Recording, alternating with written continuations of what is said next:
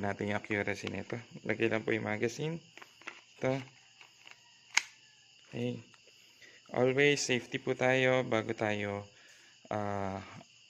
hangga't hindi pa po tayo ready, huwag niyo pong ilalagay sa trigger yung finger niyo. Finger lang po sa labas. Okay?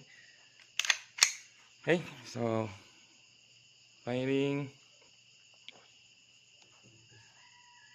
Testing po natin ang accuracy niya. Naka semi-auto lang po ako ngayon.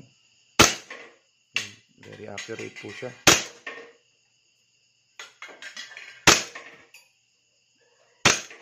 Okay, so testing naman po natin yung fully auto niya. Okay, bababa lang po yung lever and then press. Sobrang bilis. Ayan po. Wala na siyang bala, so open slide.